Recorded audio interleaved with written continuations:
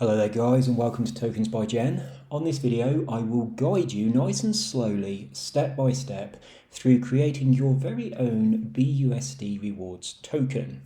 Right, we are on the tokensbygen.com website. So you can have a good old look through this website. There's lots of information in here about your token. There's an FAQ at the bottom of the page that's going to answer most of the questions that you might have.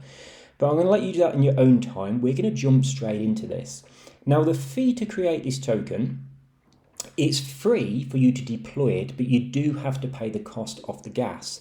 There is a 1% transaction fee inside the contract tokenomics. Now you can leave it there if you want to, or if you choose to remove it, you can remove it at any time by paying 2 BNB. Now if you ever renounce the contract, you're going to lose the ability to remove that 1% fee. So that's the way you pay for the contract. So let's jump into it. So we're going to choose the BUSD rewards one. The great thing about BUSD rewards, loads of people really love them and look for these type of tokens, so your project should be popular. When people buy and hold, when other people buy and sell, your holders are going to get rewards in BUSD. It all happens completely automatically. They don't have to claim them, but if they want to claim them, they can. And this means that they're going to get stable value even if your token is going down in price. So if your token is being dumped, it's going to encourage people to keep hold of it because they're getting BUSD, and the BUSD will maintain its price because obviously it's pegged to the value of the dollar, even if your token is going down. So you can download the PDF guide by clicking here. That's going to guide you step by step through the process in a text format if you prefer that rather than going through this video. I will say, watch this video through a couple of times. Get really comfortable with this, especially when we're talking about the sniper bot protection. And then when you deploy your token, just kind of like watch along with this video and just pause and do each step that I do one at a time. So there is no need for you to connect your wallet to my website. I don't think you should do that. You should only ever connect your wallet to websites that you know and you trust. So I'm not going to ask you to connect your wallet on my site at all. You just click on the button here, and that's going to take you over to BSC scan, and we're going to make the token over there on that website that you already know and trust. So this is code is king. You don't have to trust us whatsoever. It's a completely trustless situation. And for those people that don't know, if you don't follow me, that's me. So that's the face behind the voice. I am fully doxed. I've done a couple of KYC audits, and I've got quite a public profile online for crypto and for other projects and businesses that I run as well. And of course, I'm a YouTuber. So you are very, very safe. So let's jump in and make that token. Click on the button, and it's going to take you to BSC scan and open up the function for you. So we've got to connect our wallet to BSC scan. So click on where it says connect to Web3. And I'm on MetaMask, so there we go. Now, this wallet that you're connected to, I'm in the wrong wallet. Let me just refresh the page. Okay, if you connect with the wallet, just refresh the page and it'll kick you out. I need to be on, that's my Gen deployer wallet. I don't want to be on there. I want to be on this one. So that wallet that I've just jumped out of, that's the one that made the factory, but I just want to be in a normal wallet for this, not one that's already connected to it. So this one doesn't have much BNB in here. So when I add my liquidity, I'm not going to be able to add much. I can't add 1 BNB, which is the recommendation. So I'll just put 0.1 in there. And that's going to give me an opportunity to show you a potential problem that you can run into if you don't have enough liquidity at the beginning. So we're going to connect with this wallet. So connect to Web3.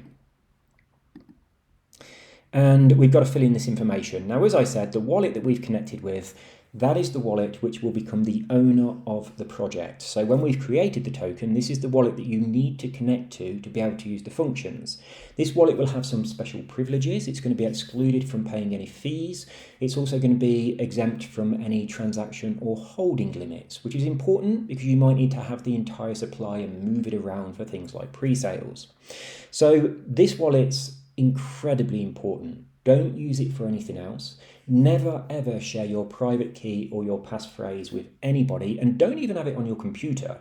My private key and passphrase are written on a piece of paper and they are never on a digital device. You've got to be safe with this because it's not only your money at risk, it's also the people who are buying your token as well. So it is a good idea to have a wallet that is the owner of your token and you don't use it for anything else, and that keeps it nice and safe. So we need to make the token. So you've got to call it something. So I'm going to call mine test token. This is a long name. I'm going to call it test token do not buy, just to put people off buying this token, because I am going to remove the liquidity later. And my symbol is just going to be test, like that. My total supply, I'm going to have 1 million, so 6 zeros, 1, 2, 3, 4, 5, 6. And my decimals, I'm going to choose 4. Now, you can have whatever supply you like. If you have a really, really crazy high number, you might get some problems and it's going to look a bit stupid and it won't fit in people's wallets properly. So it's best not to go crazy. For the number of decimals, there are limitations. The lowest you can have is 2. The highest you can have is 18. I'm going to go with 4. There's no need to have many more than that. 9 is quite popular. I think 18 is going a little bit crazy.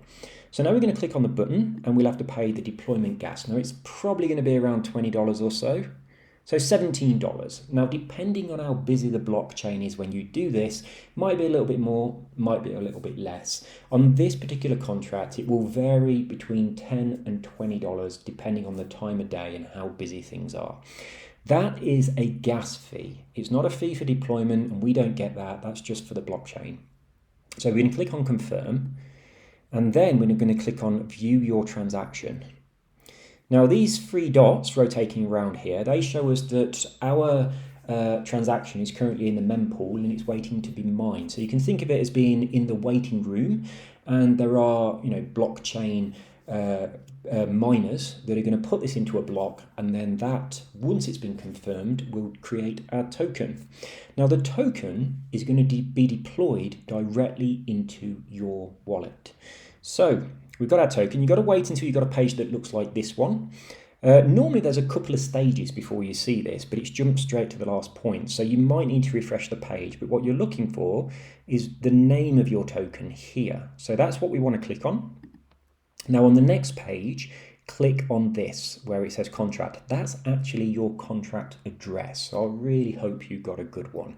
It is kind of random. Now, this page that we're at right now, click on where it says contract here, and then click on where it says write contract. Now, this is a really, really important page. It's where you interact with your contract, you set it up, and you can set your fees and adjust things and use the functions. So you want to grab the URL out of your browser for this page and then just save it somewhere in a notebook so you can come back for it later, or bookmark the page. Now at the top here where you can see it says contract, that's your contract address. So click on this little button to be able to grab that. So I'm going to grab this and I'm going to go straight over to PooCoin and I'm going to paste that address in so that it shows our token. So there we go, test token do not buy. I've got 1 million of them. I've got the total supply. We don't have any liquidity. So obviously our chart's completely empty. The next thing I'm going to do is add my initial liquidity. So I'm going to go to pancakeswap.finance. I'm going to go to trade, go to liquidity and click on the blue button to add liquidity. I want BNB and I want to put my token over here. Now you must start your initial liquidity pairing with BNB. You can add other liquidity pairs later, but you have to do this. If you don't do this, you're going to run into problems with your contract. So you want to paste your contract address in there and it should find your contract and allow you to import it. Now, if you're really unlucky, it will tell you that it cannot find your token. Usually, if you go away and come back an hour or two later, it has found it. But on very rare occasions, it never finds it. Now, if that happens to you, the only way to solve that problem is to deploy the contract again. Now, I've been a Solidity developer for a while. I've deployed well over 1,000 contracts. And I've only ever seen this happen once, and it was just a few days ago. I didn't even realize it could happen until it happened just about 2 or 3 days back. That token wasn't found by PancakeSwap, and it still hasn't been found. So I recommended to the guy to redeploy the contract again. Same contract, same code, deployed in exactly the same way. And the second time we deployed it, PancakeSwap found it straight away, just like this one. So there isn't anything that we can do to make PancakeSwap find the token. If it can't find it, it's just bad luck. But it is very rare. If it doesn't find your token, give it some time. An hour or so, or maybe even if you've got the time, wait until the next day, because it probably will pop up. But if it doesn't pop up after a couple of days, redeploy and try again. So we're going to import the token. We understand that the token has a risk, and we'll import it. And this yellow box here usually takes a few seconds to appear. That was really, really quick.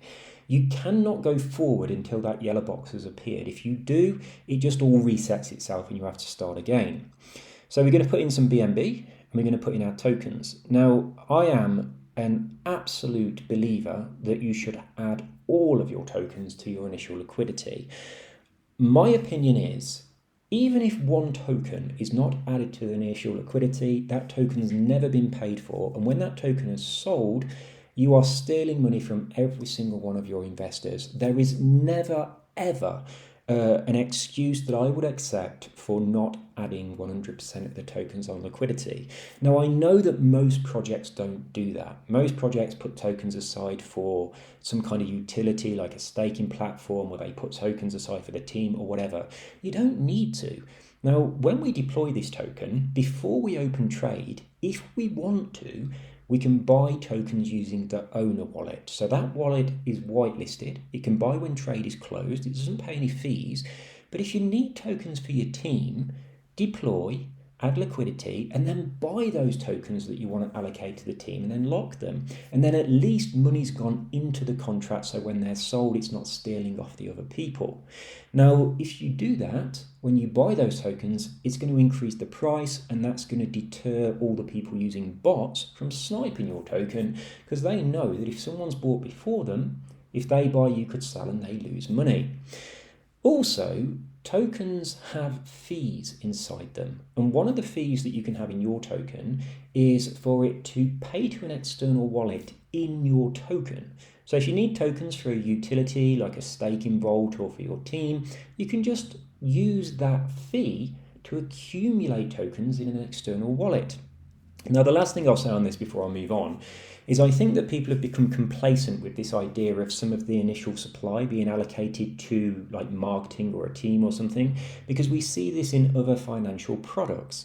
But in these tokens, on BSC, all of them have got fees, usually around about 10% on the buy and the sell. That's 20% in total.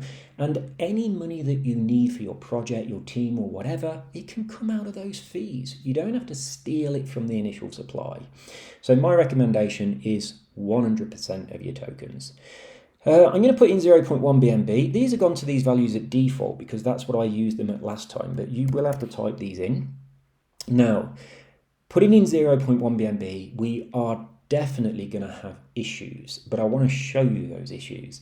You need a minimum of 1 BNB, absolute minimum. If you put less than 1 BNB into your token and then you run into problems and you come and find me on Telegram and say my token's not working, or the contract is broken, or I've not got a trade button, or it's classed as a honeypot or anything like that, the reason's going to be you've got less than 1 BNB and there's nothing I can do to help you out of the situation. You must put a minimum of 1 BNB in. A lot more if you can, but that is the absolute minimum. But I'm going to go with 0.1 BNB. I'm going to show you some of the problems that it can cause. So we've got our maximum supply at 0.1 BNB. We've got to enable our token. And we'll confirm. Just got to wait for a little while, and then we'll click on supply. And when we do this, PancakeSwap creates our liquidity pool, and it gives us a token that is called CakeLP. It's a completely unique token, and it represents the liquidity pairing of BNB and our token.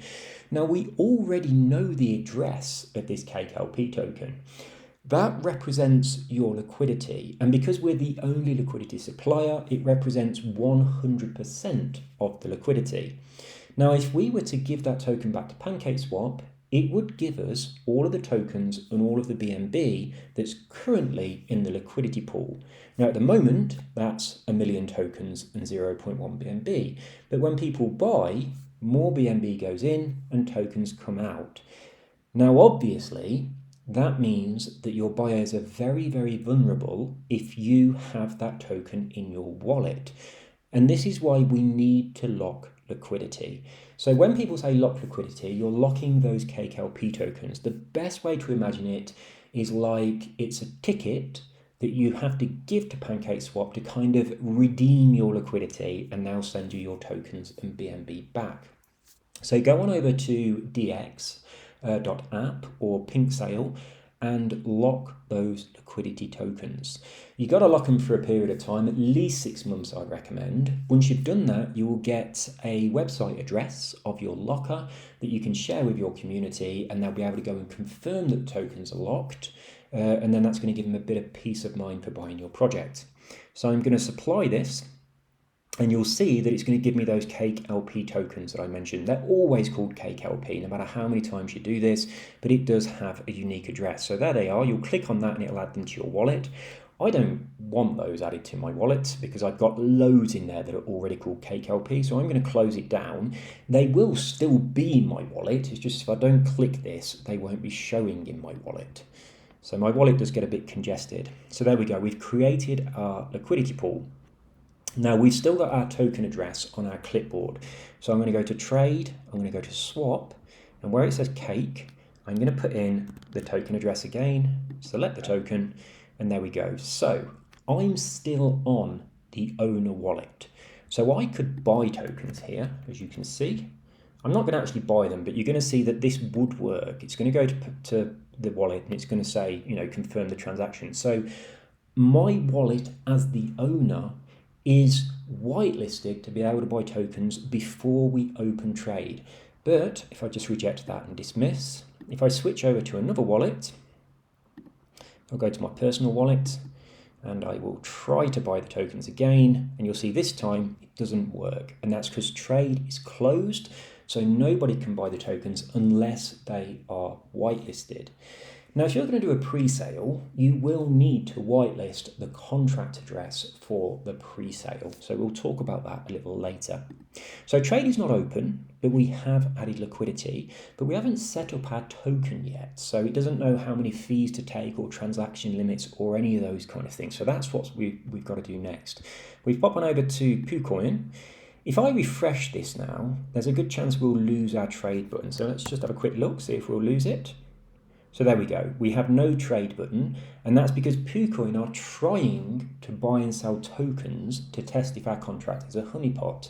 But because trade is not open, they can't do that. So they're telling people that our token is a scam. When we open trade in just a few moments, they will be able to buy it, but we need to set up the contract first. So let's go over to our contracts. And we've gone to the right contract page. So the address that you saved earlier, go into that, go onto contract and go onto write contract. Make sure you're in your owner wallet and connect to Web3. Now, I'm not in my owner wallet at the moment, so I'm going to show you what will happen if you're not in the correct wallet. So I've connected on the wrong wallet, and now I'm going to try and do something. So let's try and set up some fees. So I'm just going to put 1% on everything. I'll try and write it, and there we go. It tells us we can't do this.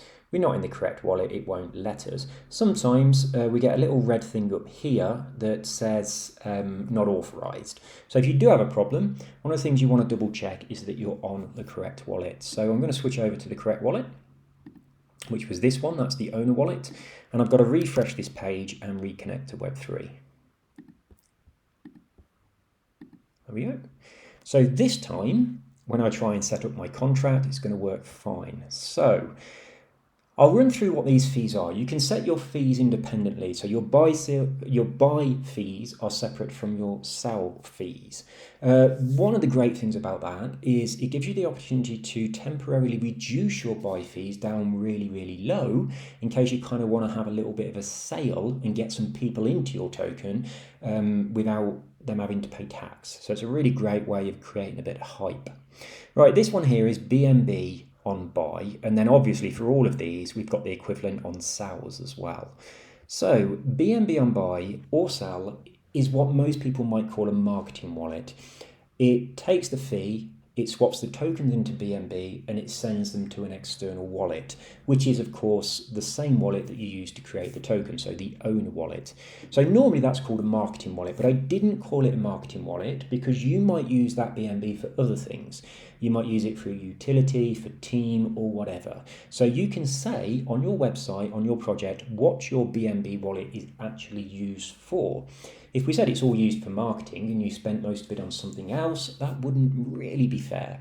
So I'm going to say 2% of every transaction goes towards my marketing in BNB. Now liquidity, obviously when you add liquidity, it increases stability of your token. So it's really, really important that you have some of that. So I'm going to go for 2% there as well. Burn, I'm not going to put any burn, but I'm going to quickly explain what it is. We have two different ways of burning tokens within this contract, and you can switch between them. The default one that your contract is currently set to is if we have a fee in here, or if we send tokens directly to the burn wallet manually, they'll be completely destroyed. They're removed from the total supply, so you'll see your total supply going down, but they are not added to the burn wallet. So the burn wallet doesn't become a holder. They are just completely destroyed. If you opt for the second option, then we do not remove them from the total supply. So your total supply stays the same all the time, and we do add them to the burn wallet. So the burn wallet will become a holder. Now that's default on most contracts.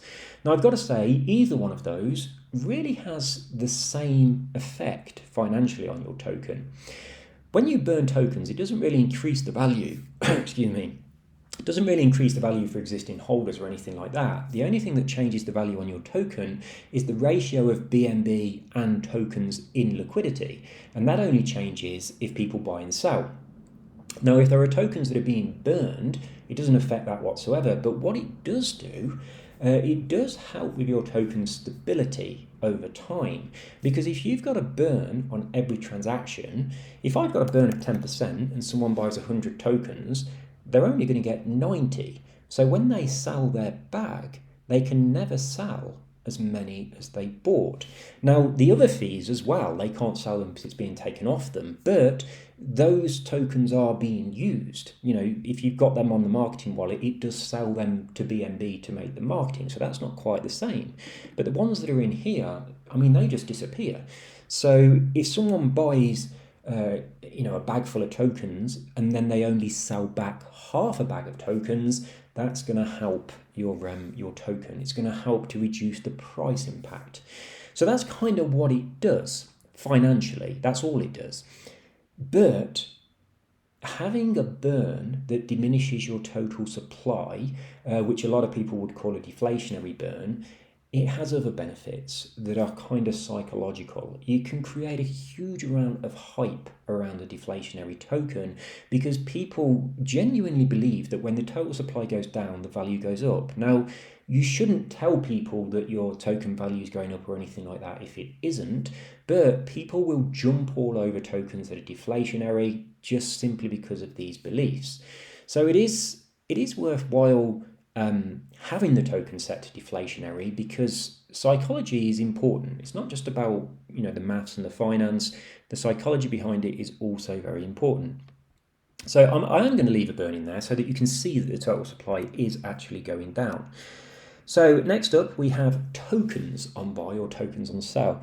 Exactly the same as the BNB one, like a marketing wallet, but instead of sending you BNB, it sends you tokens. So if you want to pay your team in tokens, do it like this. Works really well, and because it's not selling the tokens, it's just moving them between wallets, it doesn't put a red candle on your chart, which is nice.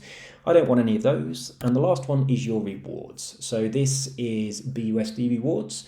You don't have the option to change your rewards. If you want anything other than BUSD, just contact me and I can create a custom contract for you. But for this one from Tokens by Gen, the rewards are in BUSD. So I'm going to have some BUSD rewards in there as well. Now, there is a limit to how much you can put in here. Your total tax that we allow you to go to on buys or on sales is 15%. But at the moment, we still have that 1% contract fee in there. So unless we pay the 2 BNB and remove that, the total you can have in here is 14. So what have we got? We've got 11. So plus the 1 for the contract, that's 12, which is fine. So if I put this 11 up to 15 by adding a 4 in here, and I try and write that, that's 16 in total because of the 1% contract fee. So you can see it's not going to allow me to do it. So if you stumble into any of these, it just means you've made an error and the contract won't let you do it. So if we reject that, and I put this down to 3, that equals 14. If you add on the 1% contract fee, that's 15. That's the total permitted, and now we don't get the error. So that is permitted, but I don't want this token fee wallet, so I'm going to get rid of that. I'm going to leave the rest as they are. Okay, that's that done. Now, if we just pop on over to the token page, I'll just open it in a new tab.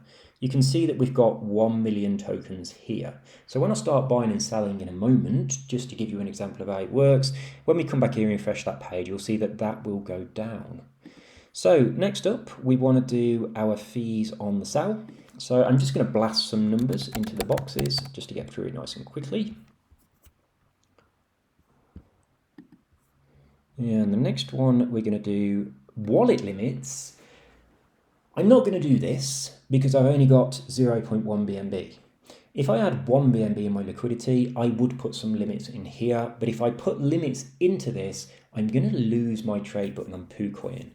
Now, PooCoin try to buy and sell 0.01 BNB worth of tokens.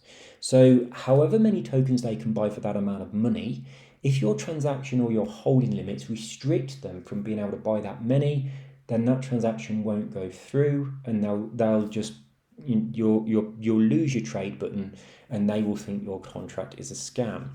So we've got 0.1 BNB in our liquidity. In order for them to be able to do a transaction of 0.01, we need to allow them to buy or sell 10% of our supply. If they can't buy or sell that much, we lose our trade button. Now that's huge. Obviously, you definitely don't want anyone buying 10% of your supply. I would recommend at the absolute maximum 3%, but really I think 1%.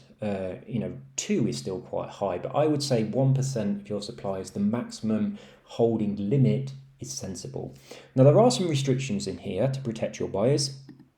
When you enter these values, you enter them as a number of tokens, not as a percent value. So our total supply is 1 million, 1, 2, 3, 4, 5, 6. So very easily, if I wanted to allow people to have transactions of 1% of my supply, just delete a couple of zeros and we've got 10,000 tokens in there. So that would be the maximum number of tokens that people can buy and sell in one transaction. And I could say 20,000 tokens, 1, 2, 3, 4, for 2% of my supply as a maximum possible max wallet holding. Now, there is a limit on how low you can go with these numbers. You cannot put a number in that is any less than 0.5% of your supply. And it's just so that you can't abuse this. A lot of people in the past have set this value to 0, and that essentially pauses your contract because no one can do a transaction with any more than 0 tokens. I used to put a restriction in here saying it's got to be more than 0, but you could just put a 1, and that essentially is the same thing. So if I put this to that many, 5,000 tokens, that is 0.5% of my supply. So I could do that. If I press the right button, you'll see that that is allowed. We could put this through. But if I went down to less than this, so 4,999, and tried to put that through, that's less than 0.5. Hang on, am I doing my maths correctly? Let's have a think. So we've got 1, 2, 3, 4, 5, 6. So, oh yes, I did my maths completely wrong. So that's 1% of supply. So that 5,000 tokens is 0.5% of supply. Let's pop in 4. Well, isn't that strange? Am I completely messing up on my maths here? Let me think for a moment. Give me one second. Okay, I'm back. I had to go and look at my code. Right, I did something that is a really great way of protecting your contract in its early stages of deployment. And I completely forgot that I'd added it in there. And that's why we can set these values lower. So I want to show you a little bit of code because we've got something quite nice in here. This is the actual contract, and this is the function that we're using when we set the amount of tokens for maximum wallet holding and maximum wallet transaction. Now, if we're in launch mode here, which we are at the moment, we're allowed to set the amount at 0.1% of supply. But if we're not in launch mode will automatically end after 1 hour, but you can end it early. If we're not in launch mode, the minimum number you can put is 0.5% of supply, and that's what I was thinking about. So the minimum number we can have whilst we're in launch mode is 0.1% of supply. So 0.1 is going to be 1,000 tokens. So if I try to put any less, if I try to do this, it will let me. And if I try to put 999, there we get the error. So that's what I was expecting before. Right, so the reason that I've allowed you this low limitation of 0.1% of supply is when you first launch, the tokens are very, very cheap. And you don't want like the initial buyers paying almost nothing to get a full wallet.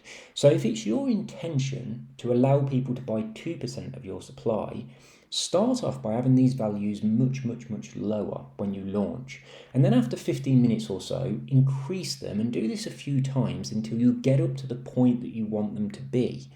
Once you've done that, it means that everybody that wants a full wallet is going to have to wait. And that gives other people the opportunity to buy some tokens at the cheaper price, and it spreads out the value to a lot more people. So it's a lot fairer, and it means that there's less chance that the initial buyers are going to dump their tokens, take huge profits and crash your chart. So that's why that's in there. It's something that's brand new. I've only just added it before I started this video, which is why I totally forgot that I put it in there. But it's an additional thing that helps your contract to have a nice little bit of safety at the beginning, and you've got full control over this. So right at the very beginning, when you set these values, the minimum you can put them is 0.1% of supply. Now, when your contract launch mode ends, which will happen automatically after 1 hour from opening trade, or you can press a button at any time and make it happen early, if your transaction amounts in here, your limits are lower than 0.5% of supply, they will automatically change to 0.5% of supply. So if you entered them in like this one is fine, that would stay the same, so that's 2%, but this one would jump up to 5,000 tokens because that is the new low limit after the launch mode. So that's how that works. Now, as I've said before, I'm not going to enter these values. So at the moment, our max tokens per transaction is the entire supply, and our max tokens per wallet is also the entire supply. So I'm going to leave that as it is, and we'll come back to it later. Next one is your bot protection. This is brand new. This is a way of protecting your contract from sniper bots that is, I think, pretty foolproof. I think you're going to be pretty solid on this. So we've got some automated bot protection, and we've also got some manual bot protection. but we've also got some buyer protection that prevents you from abusing these functions. Now, obviously, we've got to protect your contract, we have to protect you, and we also need to protect your investors. So the combination of these systems that are automated and manual enables us to do that in a safe way. So this is brand new, you won't have seen it on a contract before. So I'm going to go through it nice and slowly so you understand how it works. The easiest way to go through it is to show you it in code and just, explain it in plain English. So if I jump back over to the contract, and we want to go down to where the actual transaction happens, which is, so this is the transfer function. So this is the beginning of the transfer function right up here, and all of this code is going to happen all the way down to here. That's the end of the transfer function. So inside here, we've got a few things that only happen at the beginning of your contract to keep it nice and safe. So let's take a little look at those. First of all, we have something called launch mode. Now at the moment, launch mode is active. It's going to be active for an hour from when we hit the open trade button, but as I said before, we can stop it at any point we want. So launch mode is active.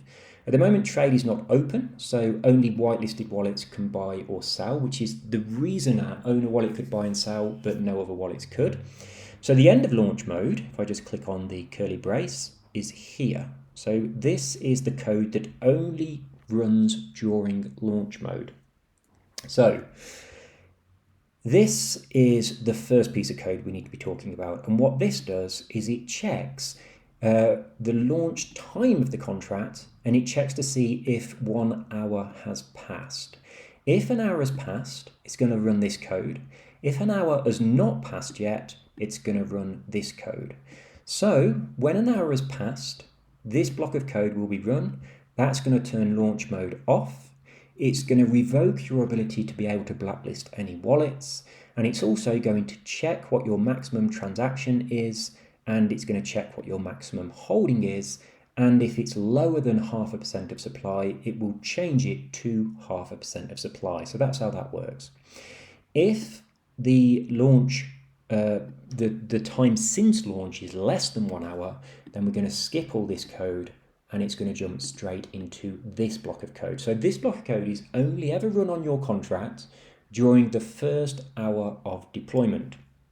So what this does, first of all, it blocks any wallets that we've tagged as snipers from buying tokens or from selling tokens. So how do we know if a wallet is a sniper or not? Well, that is determined by this little bit of code just here. So what this is doing is it's having a look at how quickly people buy after you open trade. And if someone buys within 3 seconds, it will then restrict the amount they can buy to only 1/10 of a wallet, and it will tag that wallet as a sniper. So whilst launch mode is active for an hour, or you can end it early, that wallet which is now tagged as a sniper cannot sell or buy any more tokens. Now they're not blacklisted. When launch mode ends, they'll be able to buy more and they'll be able to sell. So we don't automatically blacklist anybody. But if you look at the transactions and you believe they've been using a bot, we did tell people that they weren't allowed to use bots and they'd be blacklisted, then you can manually blacklist them, but you can only do that whilst launch mode is still active. I know this is getting a little bit technical, so I just want to make sure that those people who know a little bit about code can understand this. If this is all over your head, don't worry about it. Just bear in mind that your contract is protected from bots. Now that by itself is pretty good. It's a lot better than what most contracts have, but we can see the code. And so can the people that are using the bots. And when they use the bots, they can say to the bot, hey, there's some code in here that's going to tag me as a bot user if I buy within 3 seconds. So I'm only going to buy from second number 4. Now, if they do that, they completely bypass our automated bot protection. So obviously we're quite vulnerable. So we have a secondary protection that is a little bit more manual. Now, what this does is it enables you to enter a time in seconds where if anyone buys before that time, we will class that person as an early buyer. And that person, they're not blacklisted, we don't think they're a bot, but we want to have a look at their transactions and make sure we're happy with them. So anyone who gets tagged as an early buyer, they will not be able to sell within the launch mode phase. So that is an hour. So this early buy timer, we don't want this abused, so the maximum amount of seconds that you can set this to is 60. Now after 60 seconds, you're probably going to have a bit of hype around your token anyway. I mean, probably after about 5 seconds, you're going to have lots and lots of genuine people buying without inflated glass or bots, and it'll all be fine. But we do want to have a little look at those early wallets. So for the first up to 60 seconds, you can allow people to buy that will not be able to sell. You might call it honeypot mode. They can buy, but they're trapped. Now, obviously, we're going to release them later, and you can't really block them forever unless you blacklist them. But we want to protect them, and of course, we want to protect you. So imagine you set these values, someone's bought your token very early, we're allowing them to buy more, that's fine, they can buy more if they want to, but they won't be able to sell. Now that's controlled inside this little block of code here. This is a switch. If that switch is on, a person that bought early will not be able to sell. If that switch is off, they will be able to sell. So this is something that you can adjust. Now if I go back to the code, you can see here bot protection, early buy timer in seconds, and true or false. That's whether it's actually on. So that's a little bit misleading. I shouldn't have called it that. That's a mistake. I should have called it bot protection switch. But this is how it works. Number of seconds we can put in here, maximum is 60. So if I tried to put 61 and set this to true, it won't allow me to do that, as you can see. But if I set this to 60 and set as true, you'll see that I can do this. So I'm going to set this to 60 because I want to buy and I want to trap my own wallet in this so that you can see what it would be like if you use these functions and then someone using a bot tried to buy your token. Now we might see that. When I open trade, bots might buy this token. It does happen all the time. Even when I'm just testing tokens and I call them don't buy, I'm going to remove liquidity, they still buy them. But if it's a very sophisticated bot, or it's the person who is programming the bot looks at the code, they might completely avoid the contract because they can see that we have this capability. So if this is true, then early buyers will not be able to sell. If this is false, then early buyers will be able to sell regardless of what's up here. And whatever number you put in here, if someone buys within that many seconds from opening trade, that's how we class them as an early buyer. So this is the way I'm going to put this information in. So that's our bot protection, the automated 3 seconds sniper bot protection, and also this kind of early buyer protection. But please remember that nobody is going to be automatically blacklisted. Restrictions are removed once the launch phase ends. Next up, we've got opening trade. And before I click on that button, I'll just show you a couple of other functions so that we can go through this process quite quickly, because I don't want this 60 seconds to expire, because I want to show you how it works. So this is where we can blacklist wallets. You can only do one at a time. You pop the wallet address in and you put true to blacklist it and false to remove blacklist. You can only use this function during launch mode. After launch mode, you can put a wallet address in of a wallet that you have previously blacklisted and set it to false to remove the blacklist status. Now also on this contract, a person that has a blacklisted wallet is able to send tokens to you. Now that's quite unusual. Normally they can't do anything with the tokens. Blacklisted wallets means you can't buy, you can't sell, you can't transfer. But I've given the ability for a blacklisted wallet to send tokens to the owner and nothing else. And that means that if you blacklist someone and they come to you and they say, hey, my wallet was blacklisted, and you look at it and you want to remove that blacklist status from them, but they did use a bot or whatever, you can say, send me the tokens and I'll send you your BNB back. Or you could, send me your tokens and I'll unblacklist you because I don't want you to dump them. So it gives you a little bit more flexibility. Now you've got to bear in mind that using bots is not fair. It's definitely cheating, in my opinion. It's not fair on the other people that have bought honestly. And most people that are using bots, they don't care about your project or believe in what you're doing at all. They're just using a sniper bot to buy as quickly as possible, waiting for other people to buy, and then they're going to sell their tokens, dump the price, and move on to the next one. That's really unfair. It shouldn't happen.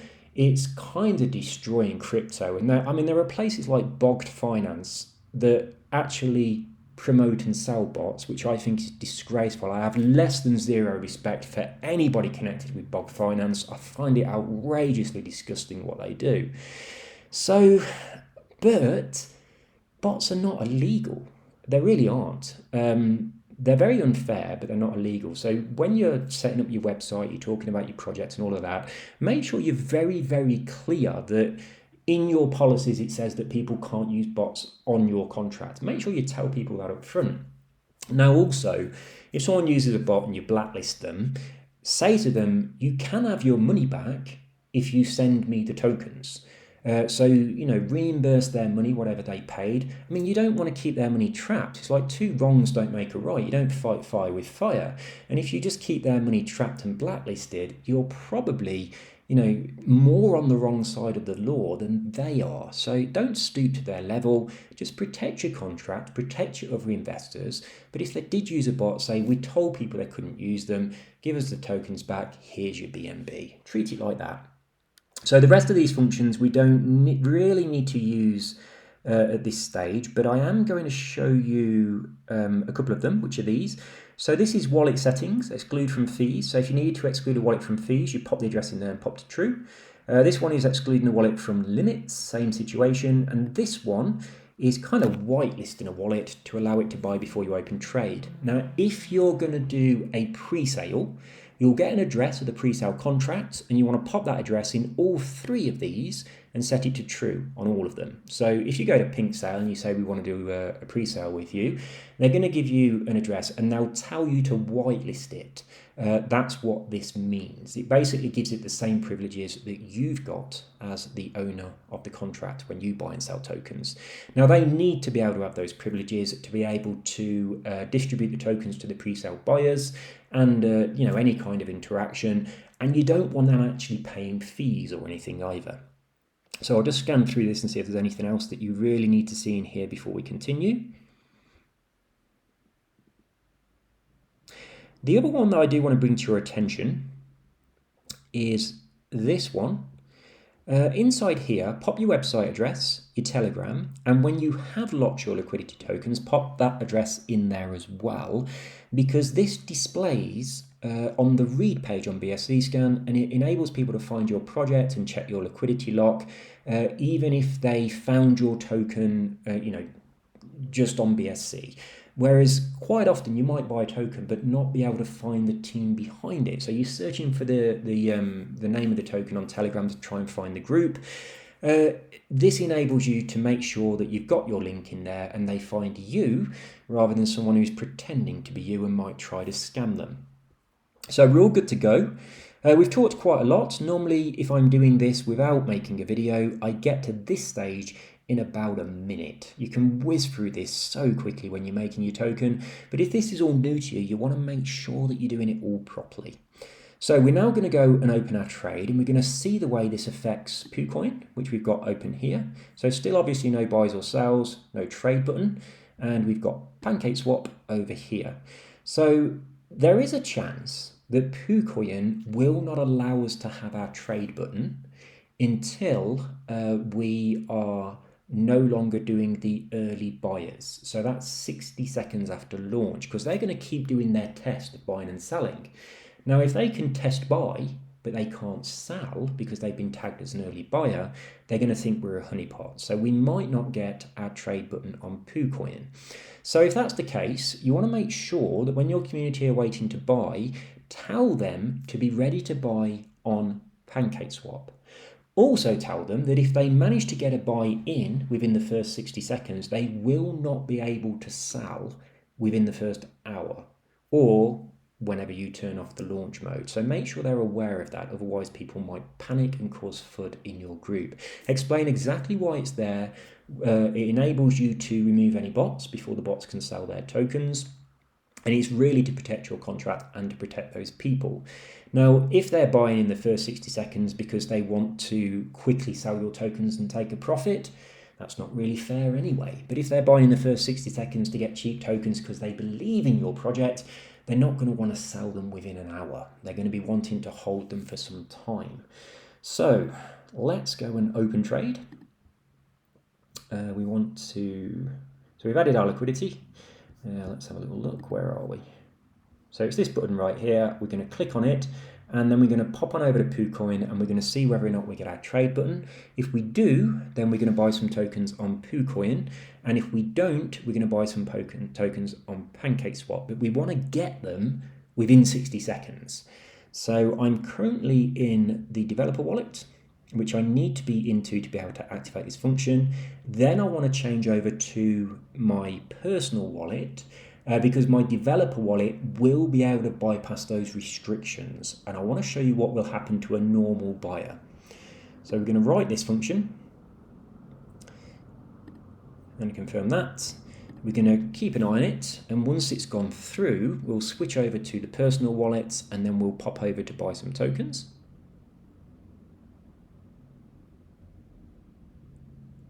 Come on.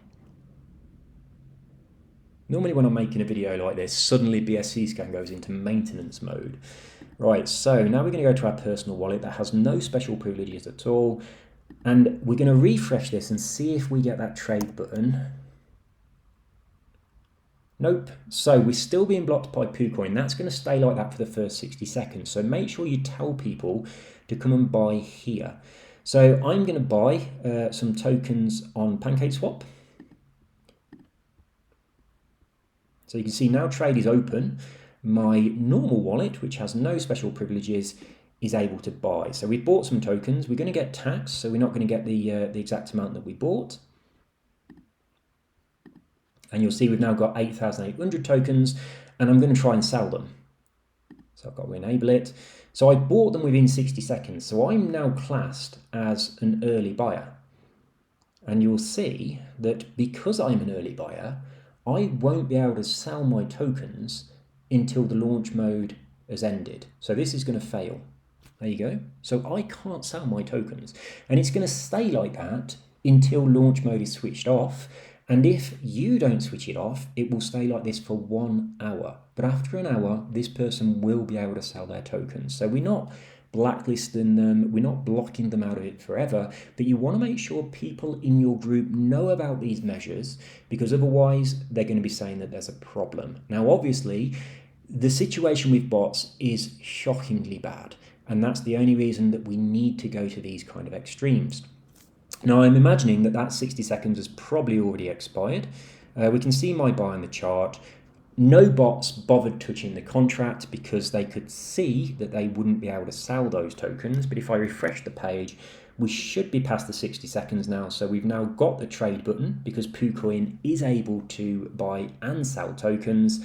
And if the bots wanted to buy now, they could.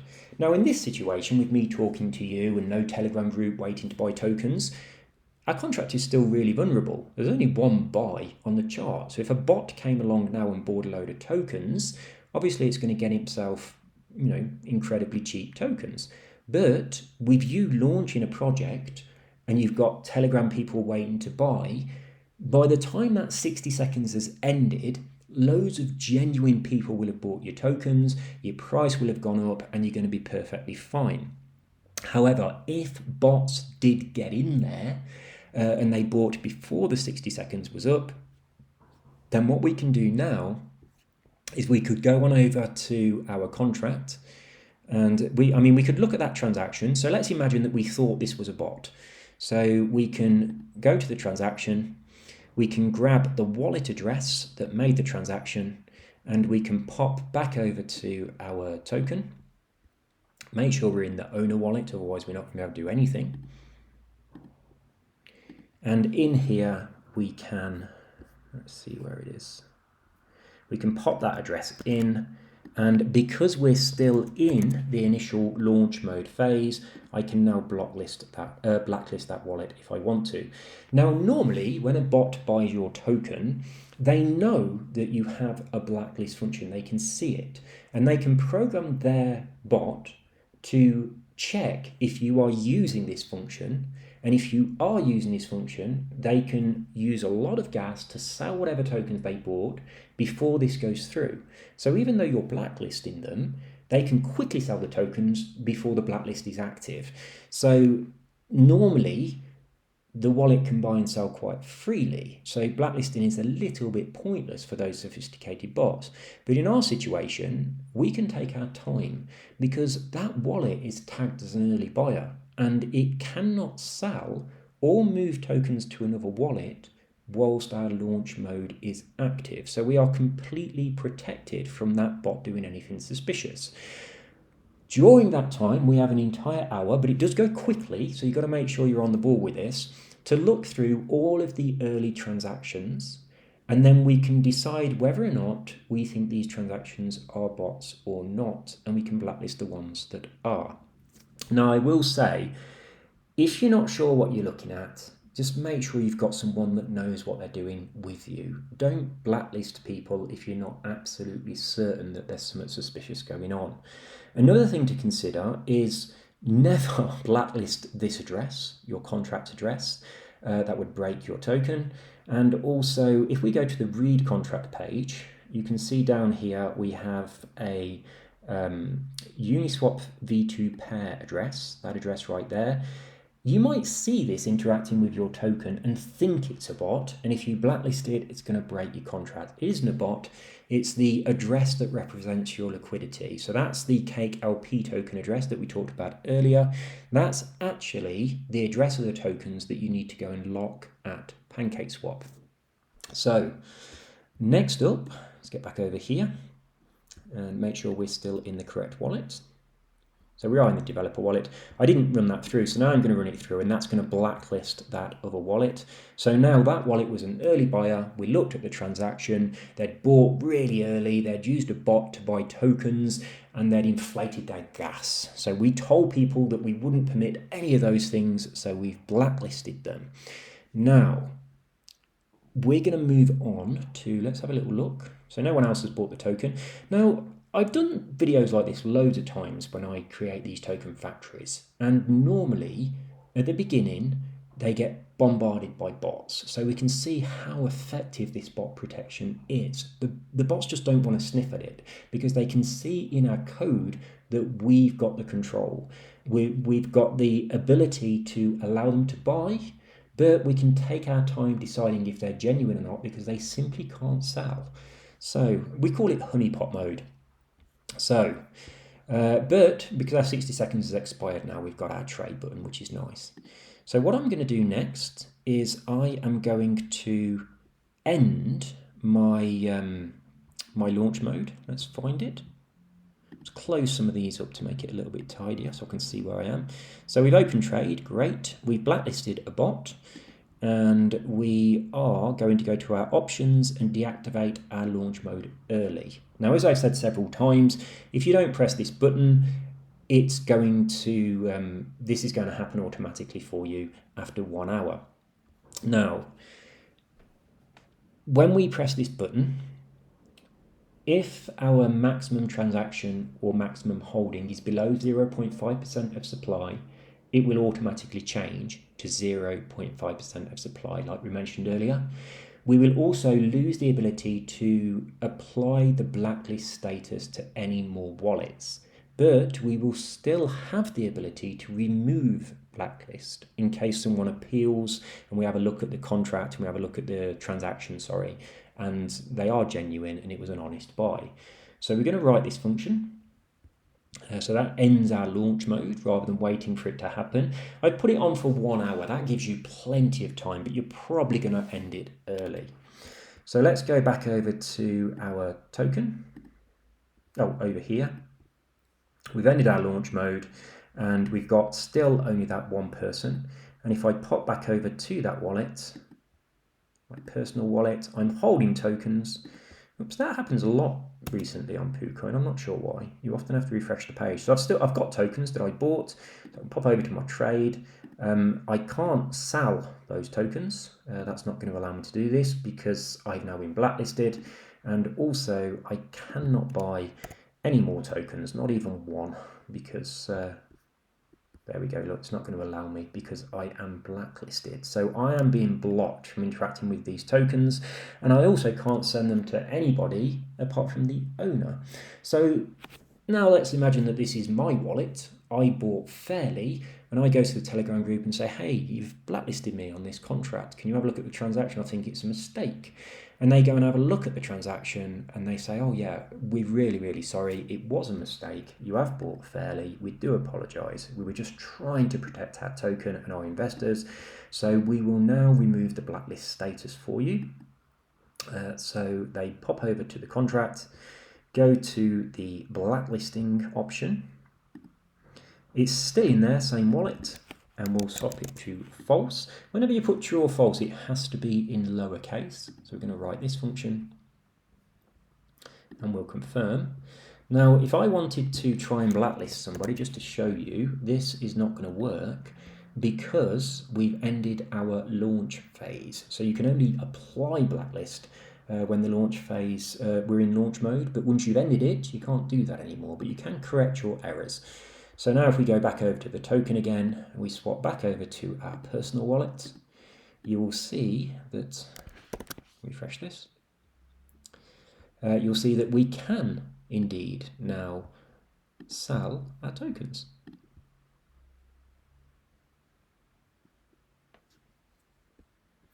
And now there's no restrictions on our wallet again. So that's the way that our bot protection works. A little bit of manual stuff. A little bit of code, and obviously the combination of those two things and the automatic blocking of people being able to sell if they bought within the first 60 seconds for the launch mode period looks like it's enough to deter the bots, because it is extremely rare that you deploy a contract even when you're just testing and you call it don't buy, removing liquidity. It's extremely rare to not get at least 7 or 8 bots automatically buying your token. So this is giving you a real great deal of protection. So let's get back to the contract itself and we will talk about the other functions. I don't know why this happens. I think it's really strange. See this here where it says buy tax and sell tax. The tax is quite often wrong on KuCoin. And you know what I think they might be doing? I think what might be happening, I don't know, but what I think might be happening is we've got rewards. So the wallet's going to get some benefit. And I think they might be incorporating that benefit in when they calculate these taxes, because quite often they're wrong. Sometimes they're too low, sometimes they're too high. And I've seen this on all contracts. Quite often they estimate that wrong. I'm not sure how they're calculating it, but if you've set your taxes to say 10% and buy and sell and it says something else here, don't be alarmed, it's quite often wrong. So let's go through the rest of the contract so I can tell you some of the things that it does and you can see how we can use these functions. So the first one I want to show you is in here. So if I pop my website in here, so that's one of my websites. This would be a Telegram group, but I'm going to put another one of my websites. And this would be your liquidity locker on DX, my locker. So obviously you'd put the correct ones in. So if we write this, see, this is what I mentioned earlier. We're not in the correct wallet, so it's not going to work. We need to be in the owner wallet. There we go. So make sure you put that information in. I'll show you where that is in just a second, but we're going to whiz through the rest of these functions. So we've done down to here. When people buy or sell tokens, it goes through a special address which is known as your liquidity pair. The initial one, which is BNB in your token, is that Uniswap V2 pair address that we had earlier. It shouldn't be called that. Uniswap is Ethereum. It should be called PancakeSwap, but it's kind of like become the standard, so I leave it as it is. There are some places that look for that address, so I don't like to mess with those things and confuse them. Initially, your token in BNB. But afterwards, you can have your token paired with anything. You want to pair it with something like BUSD or whatever, you can go ahead and do that. But the contract needs to know. So once you've paired your token with a new liquidity pair, get the address of that pair, pop it into here and set it to true. Now the place where you can get this address, if you go to PooCoin, over here where it says test and BNB, if I click on this, that will show me the token that represents BNB and this particular token. If I add a new one, you'd see it underneath. Now some tokens have quite a lot of these, so just click on where it says holders, and then in the URL of your browser, you'll have the address there, and it's also, it's this one here. So that address is our liquidity cake LP tokens. So you can see it's 0x0b63. And if I pop back over to our token and go to the read page and down to the bottom, you'll see there it is there. So that's the one for the BNB. If you were to create another liquidity pair, then just get it in the same way. Just go over to here and grab it from, just click on holders, and then you'll be able to see it. Then once you've got it, you want to be, I'm just going to get rid of that so I'll stop clicking on it by mistake. Once you've got it, over on your contract write page, you want to enter it into this box and set it to true. That will tell the contracts that when tokens are moving to or from that wallet, it's a buy or a sell, and they need to charge a fee. If tokens are moving to or from any other wallet, there is no fee. So next up, we have removing the contract fee. So inside your contract, there is a 1% transaction fee. If you want to remove that at any time, you have to pay 2 BNB, pop a number 2 into the box and click on write. Pay your 2 BNB and it will remove the fee from your contract. I get this error because I haven't got enough money. So if I had 2 BNB, I'd be able to do this, but I can't do it because I do not have 2 BNB. Next one is renouncing ownership. If you just click the button, it's going to renounce the ownership of your contract. I don't recommend that you do this. Some people look for it because they think the contract is safe if it's renounced. I mean, this contract would be. If you click that button, it's going to be safe. But most contracts that are renounced these days have sneaky back doors in them and they end up scamming. So it kind of used to be a seal of approval a year or so ago, but now it's a sign of someone trying to trick you. I don't recommend that you do it, but I did leave the option in there for you because it's almost standard to have this function. If you do this, you will no longer be able to use any of these functions. That means that you can never remove the 1% contract fee. So if you want to renounce, do this first unless you're not bothered about it. It also means that you can never add a liquidity pair, which, well, you can never tell the contract about a liquidity pair. You can add a liquidity pair after you've renounced, and so can anybody add a liquidity pair on your token. Now, this is a potential exploit, and this exists on a hell of a lot of tokens that are out there. If somebody adds a new liquidity pair on your token and it's not entered into here, then people can buy and sell through that liquidity pair and they won't have to pay a fee. Now that means really that somebody could set up a new liquidity pair on your token, and if you never add it in here, or if you renounce so you lose the ability to add it in here, they could have a sandwich bot targeting that liquidity pair, and they could do sandwich bot attacks every time someone buys your token and pumps the price. Now that's a risk, that's a potential exploit that is on loads of contracts. So I've put a safety net in here to make sure this is never a problem. If you renounce your contract, I have access to this function. I don't have access to anything else ever, but that's the only situation where I can do anything at all with your contract. If your contract is not renounced, I cannot touch this. But if you renounce ownership, I have the ability to add wallets into here and set them as liquidity pairs. So if you renounce, and then sometime in the future, someone pairs your token with another token, I can put that address in here and I can tell the contract that when tokens move to and from that address, we must charge a fee. And that prevents that exploit. So it's a lovely little safety net in there for you. So as soon as someone adds a liquidity pair, it'd show up here.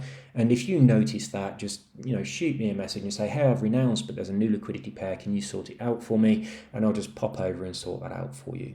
So it keeps you nice and safe. Next up, we have, we've done that one. So we have, we've down here. So we've done the renounce, transferring ownership, new wallet address, click on the button, and you'll get a new owner. Now, the new owner will not automatically have the same privileges that you've got, and you will lose those privileges. So the owner, when you deploy, is exempt from fees and exempt from limits. But when you transfer ownership, you're going to lose those on the old owner, and the new owner doesn't automatically get them. The new owner will have to actually activate those. And this is important in case there's like a malicious transfer of ownership if you're very careless with your private key. So if you do transfer ownership to a new wallet, what you want to do is come down here and make the wallet excluded from fees by setting this to true, and excluded from limits by setting this to true. Next up, we've done that one. It's deflationary burn. So I mentioned this earlier, it can be true or false. At the moment it's true, which means our token supply is diminishing. And if we set it to false, then when tokens are burned, they're just going to be going to the burn address. So if we have a look actually at the token, we did do a buy, I believe. So, that's not the right place. Let's go over to here and we'll have a look at the contract itself. We'll go to the token. And you can see that we've no longer got 1 million tokens. We've got 999,624. So you can see that our deflationary burn is indeed working. Our total supply has gone down. So back over here. No fee on wallet transfers. This is true by default, which means if I buy tokens and then give some to a friend, we're not going to lose any tokens just by transferring them between wallets. You'd think that'd be normal, but it's not. This is incredibly unusual, and it is something that never used to happen at all. Now, about a year ago, you wouldn't see a contract that had separate buy and sell fees. And usually every transaction was taxed the same. So if it was 10% to buy, it'd be 10% to sell, and also 10% if you move tokens around. Not many people knew about that transferring tokens tax. It's just the way contracts worked. Everything got taxed. So a lot of people that moved tokens around, if they created a new wallet, lost tokens without knowing. Now, I did a project for Muso, and they wanted to be able to, it was connected to musicians, and they wanted people to be able to scan a QR code and be able to pay tips to musicians, but they wanted to do it without a fee. So I developed a contract which enables you to send tokens between wallets with no fee involved, and I'm pretty certain that was the first ever contract that did that. So I did make a YouTube video about it, and a lot of people used the code. I wouldn't say that they stole the code. I told them, hey, this is much fairer. You could do this on your contract. So now it's become quite a standard. But I do think it's wrong for people to pay a fee on wallet-to-wallet transfers. But if you agree with it and you want people to be charged a fee on wallet-to-wallet transfers, you can set this to false. Because your contract has buy fees and sell fees which can be set separately, we've got to choose one of them. So if this is set to false, if somebody moves tokens to another wallet, there will be a fee, and that fee will be whatever you entered into your buy fees. Now, the reason I chose that option is because normally the buy fees are lower than the sell fees, but I would leave this as it is. Originally, I included the ability in here for you to be able to set this to false, so that there would be a fee because of that exploit with the with the liquidity tokens. So if someone added like a new liquidity pair, they could use the exploit. But if this is set to false, then that new liquidity pair would be being charged a fee because every transfer would be charged a fee. So this was originally a safety net to prevent that exploit. But just recently I was trying to come up with another idea of a way of doing that better, which is the reason now why I have that ability to add those pairs for you if you renounce ownership of the contract. So that's much better than this safety net, which was there previously. Right, these functions here are to do with processing the fees on the contract. Now, this is to switch on and off the automatic processing. On most contracts, this is called swap and liquefy. And you've probably heard many, many times that a contract is broken, it's turned into a honeypot, but if you turn swap and liquefy off, it suddenly works again. Usually that's because of an error in the code to do with bad maths. Now, this, just leave it as it is. There's no need to ever change this. But if your token's getting dumped really hard and you don't want to add insult to injury and you want to turn your fee processing off for a while so your token doesn't sell itself to pay for your marketing, you could set this to false. But really, you'll never need to touch it. This enables you to process tokens that have accumulated on the contract as fees. So if we've got a load of tokens that are on the contract, you want to process them, you could put 100% in and process them all.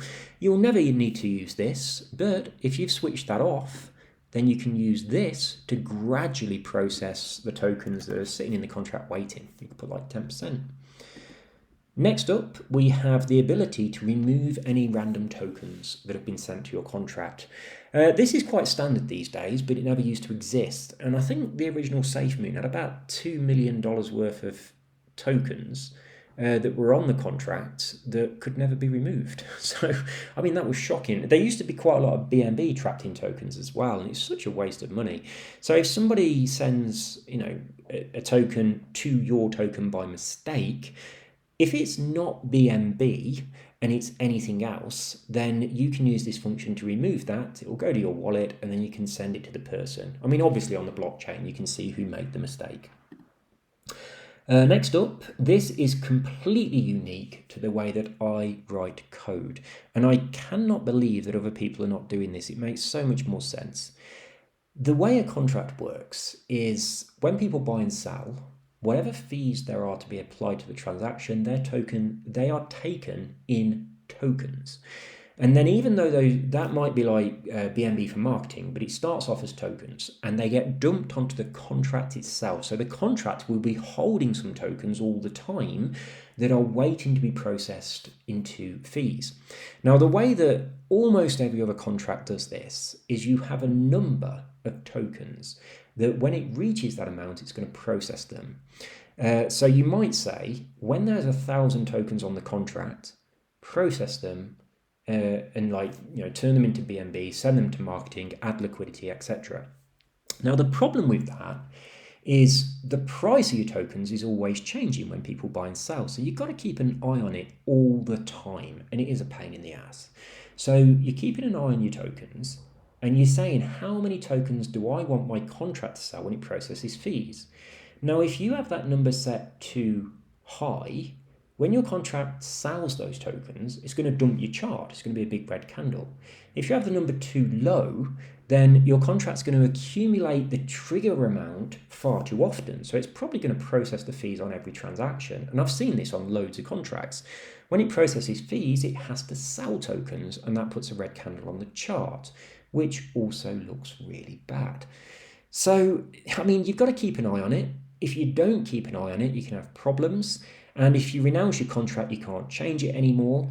And I mean, when your token launches, you have the number really high. But I mean, imagine if you put in there 1,000 tokens and that's worth like 0.2 BNB. So when it reaches 1,000 tokens, it processes them and you get 0.2 BNB sell on the chart and it sends it to your marketing wallet. And then you renounce your contract, you can't change it, and your token goes up in price, and now 1,000 tokens are worth $20,000. So your contract doesn't process any fees for absolutely ages, and you've got no marketing money. It suddenly hits the trigger amount, sells them, and it dumps your chart for $20,000. That's quite serious. Or if it goes the other way, it processes them all the time. Now, the thing that I do, and I've got to say, other developers, you really want to do this. It's a negligible difference in gas, but it just makes so much more sense. If the transaction charges a fee, whether people are buying and selling, if there is a fee involved, I increase a counter by 1. When the counter reaches 10, I process the fees that are sitting in the contract waiting to be processed. Now, if your fees are roughly 10% or a little bit more, that means that when the contract sells those tokens, it's going to be the average of the previous 10 transactions. So it always looks just about right. It never does it too often, and it never dumps your chart. It just works. And the best thing about it is you never need to think about it or touch it. You never need to adjust it. You never need to tweak it. And this is the one job that all developers used to have to do all the time. Now, the reason that I came up with this originally is because I write contracts for other teams. And I mean, when they don't know what they're doing, you have to do these tasks for them. So I'd got maybe 10 or 15 contracts out there where every single day I was going to their contract to see if I needed to adjust that trigger number. I was like, this is insane. I need to automate this process. So this was the method that I came up with automating it. I actually coded loads of different ways of doing this, and I checked their efficiency on gas and all those kind of things. Now, Gen uses a different method. What I do on Gen is when the contract sells tokens and processes, it calculates the price of the token, and it calculates how many tokens would be 0.2 BNB, and then it sets that number for the next time it will process tokens. So it is fully automated, and every time it processes, it does 0.2 BNB. So that was one of the methods that I did go for, but it's only on Gen. It's not on anyone else's token. However, I have noticed a couple of issues with it. It does mean that on occasion, if there's a lot of big buys and sells, it will process more often than every 10 transactions. So if it's got like a 1 BNB worth to get through, it's going to process 5 times because it's capped at 0.2 BNB. So although that's a better way of doing it than what most people are doing, this is a much better way. So I have experimented with loads of ways of doing this, and of all the different things I've tried, efficiency, what looks best on the chart, what doesn't cause FUD, what uses the most economical gas, this is definitely the best option of all the experiments that I've done. So I did do it on a community token. I did a community token that someone asked me to do called Mr. Krabs. That was the very first token that had this counter system. It's still out there, so I'm not sure how the project's going. I'm not connected to it, but I did write the code for them. So that was the very first token that had it, and it was sort of like a little bit of a test. So I did keep an eye on that token at the beginning, and I was like, wow, this works. It works really well. So that's what I do now as standard on all my contracts. It makes so much more sense. If you are a dev, and you are fed up with keeping an eye on that trigger number, then you want to switch over to doing this. It works really nicely. So 10 is the default. If you want to process your fees more often, put a lower number in. If you want to process them less often, put a higher number in. If your fees are significantly lower than 10%, like if you've only got like 2% fees or something, then you want to put a higher number in and process the accumulated fees less often. And equally the other way around. If you've got high fees on your contract, I mean, the maximum you can have is 15%. So if you've got 15% fees, you might want to put a lower number in, maybe 8. So it does it more frequently, but when it does do it, it isn't a large amount. Now, regardless of how often it does this processing, when it sells the tokens for your tokenomics, it checks what your maximum transaction is on your contract, and it will never sell more than the maximum transaction. So whatever you set it to, it cannot sell more than a max transaction. So it can't put a huge red candle on your chart. Right, next up, we got your project links. We've done that already. I'll show you where they appear in a minute. Updating your project wallets.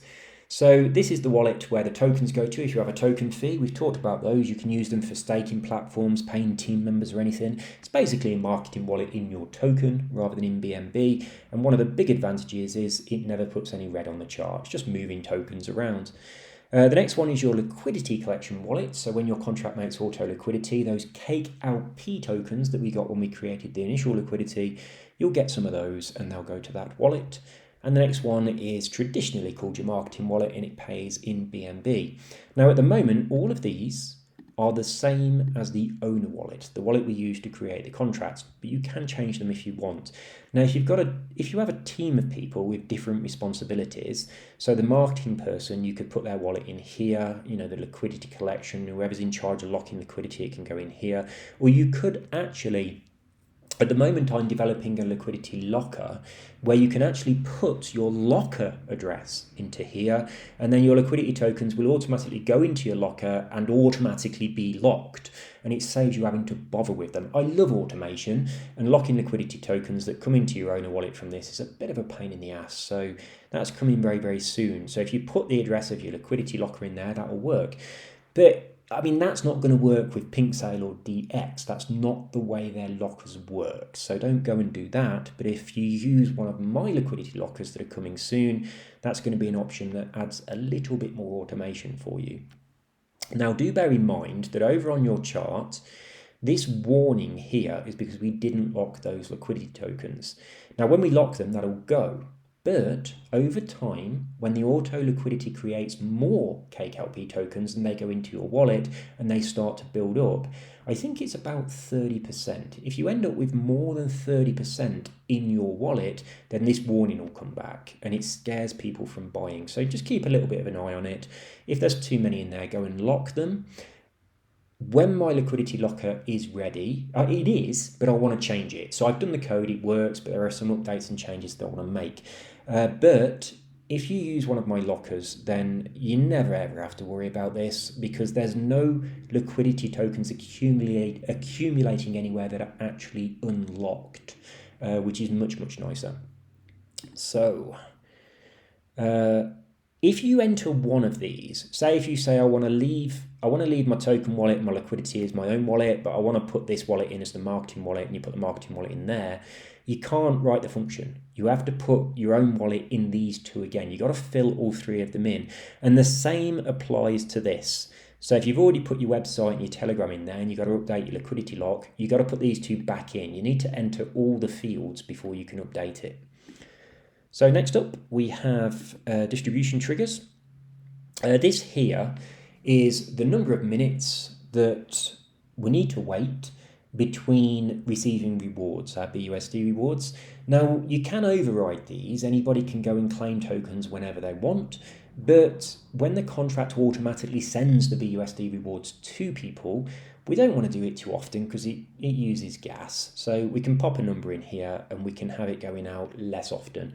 There is a limit. The absolute maximum amount of time that you can put in here that people might need to wait between receiving their rewards is 2 days. It is in minutes, so however long you want it to be, put it in minutes. The default is 45 minutes, which is fine. You can just leave all these things as they are, but I just want you to be aware of how you can change them. And the required balance. Now, when you put something in here, the default is 1 cent. Now, bearing in mind that BUSD, which is the reward token, has 18 decimal places. So when you put this in, you got to put your decimals in. So if you didn't want, if you wanted to have this coming out every 10 cents, you'd have to put a 1 and 17 zeros. Next up, we have pop a wallet in here and set this to true, and that person will not get the BUSD rewards. Everybody is false by default, so if you put 1 to true, you can set it back to false. The only wallets, there's some wallets that are set to true, which means they do not get the rewards. So the burn address doesn't get the rewards because we don't want to be sending money to the burn address. That's crazy. Also the owner wallet and the contract itself, and also the liquidity pair, and that's necessary for certain exploits that could take advantage of your token. The reason that your owner wallet doesn't have the rewards is because you might need to hold a lot of tokens in your owner wallet, and it wouldn't really be fair if you were hogging all of the BUSD and reducing what goes out to your holders. Next, you never need to touch this. It's just the amount of gas that we allocate to be able to distribute the BUSD to the holders, but just leave it, it will be fine. If there's a massive difference in the price of gas on BSC, then possibly you might need to update this, and that's really the only reason it's there. It's sort of like a future-proof safety net. We've talked about this one, and this one, and this one. These last few functions, they are default functions that are required by ERC20 and BEP20 token standards. That's why they're there. So if you're a developer, by the way, you may not know this, but all of these are listed in alphabetical order, but anything with a capital letter comes first.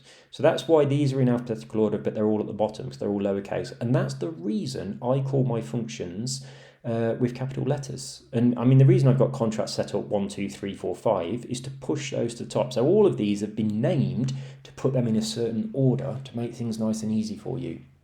Now, if I go on over to the contract read page, very first one in here, we query this. we can see that we've got some really useful information about our tokens. So people can see your owner wallet, they can see the maximum number of tokens that they can buy or sell in one transaction, the maximum number of tokens permitted in one wallet. Now, we didn't set those amounts, which is why it's on 1 million. That's the total supply. They can see the fees when they buy and the fees when they sell. Blacklisting is possible. Because we've ended our launch phase, this is false. But when we launched the contract, that would have said true. So people can check whether or not you are able to blacklist. Now, obviously, I can't control whether you blacklist people maliciously at the beginning of your contract during the launch mode. So people have to decide whether they want to trust you or not. If they want to get some early tokens not using a bot and they want to buy while you've still got blacklist capabilities, then that is of course entirely up to them. They're doing this at their own risk. If they want to wait until you cannot blacklist their wallet, then they can wait until this goes false. So it's just a matter of whether or not they trust you. So obviously anyone can use these contracts, and people have just got to do their own research into the teams and buy only if they feel safe and justifiable. I mean, any token can rug pull. I am currently working on SAFU versions of the standard reflection and reward token over on Tokens by Gen, and it will be impossible for the team deploying tokens on that system to do anything that is in any way dodgy. So they're going to be very, very well protected, but they're going to be very heavily restricted. So next up, we have the website address, the Telegram, and the liquidity lock, which is why you wanted to enter that information in, so it enables people to buy us. Find us, and we also have that your contract was created by Tokens by Gen, so that people know that we're behind your code. I'm a trusted developer that is doxed, and they know that I do everything to protect them, but obviously I don't control everything that you guys do, so it all comes down to doing their own research. What I am going to do when we've got the SAFU tokens is they will be promoted on my website, on my YouTube channel, and in my Telegram group. Even though you may have made your token using my token generator tool and using my code, the only way that I would ever mention your token anywhere if you create it through this platform is, first of all, if you add 100% of your initial supply into your initial liquidity with an absolute minimum of 1 BNB, and you also lock all of your liquidity tokens for an absolute minimum of 6 months, and you've got a utility that provides value. So if you do those things and I'm happy with you, then I would recommend your token to people on my various platforms, because I know the code is safe as long as you put all the tokens into liquidity and your liquidity is locked. If you're not doing that and your token's just hollow and it's got no purpose, it provides no value, I don't care if I made it, I don't care if it's my code, you cannot promote it on any of my Telegram groups. In fact, I don't permit that at all for any token, even tokens that I've created and I know are safe. I don't put any token in there. But if I am happy about your token coming through this launch platform, you know, I'm happy to see there's no bots on there or anything like that. You did everything sensible. You didn't block any genuine wallets, and you did remove the suspicious ones. Then I will mention the token in my groups. I have seen before that people have used these tools to deploy a token that they attacked with their own bots, and then they removed other people's bots, but not their own. So we do know that people get up to all sorts of shenanigans with this. Unfortunately, we can't control all of this stuff, but hopefully in the future when we have the SAFU contracts, it's very much going to be code is king, and it'll be a nice safe place where people can buy without having to do their research. So we don't need to go through the rest of these functions apart from just one of them. If I scroll all the way down to number 27, you'll see it says distributor. And this right here is the actual contract address of the contract that distributes your BNB. So we can click on that and you can see it over here. We can go to the contracts and we can go to the read contract page. And if we popped our wallet address in here, we could have a look at how many, where is it? Get unpaid earnings. So let's just get my wallet address. Now I need to be in my personal wallet. I'll get that. I might not have any actually. It might have sent them me when I was playing with my tokens. So I haven't got any. That's because when I sold my tokens, it checked how many I was due and it sent them to me. But any one of your holders can come over to here. They can go on write contracts and they can connect to BSC. And when it loads, they can click a button and they can claim any dividends due. But usually there won't be any left because the contract will distribute those tokens to people. If they're buying and selling, it's going to check their wallet and do it. It's just taking a long time, isn't it? Let's give it a refresh. There we go. So you connect your wallet here and then you just click on the button. And if you've got any BUSD rewards that are due to go to you, then you'd get them. So let me pop back to the token. And the very last thing I'm going to do is on this wallet that has bought and sold twice. So when I sold there, it would have given me, in fact, when I sold, it wouldn't have given me any BUSD rewards because at the moment, the fees are collecting on the contract. The contract hasn't processed any fees yet, so it's not actually sent any BUSD over to the dividend distribution contract. So I'm going to buy and sell a few more times. We've got our contract, the number of transactions required before this is going to happen is 10. So we've got to buy and sell 10 times, and then we will see the contract processing the fees. I don't want to wait for 10 transactions, so I'm actually going to change that. So I'm going to pop in my developer wallet. We're almost done. It's a very long video. I'm going to find the token. That's not the contract. That's the token factory. That's not it either. Okay, here we go. So there's the contract. We're going to go to write. We're going to connect to Web3.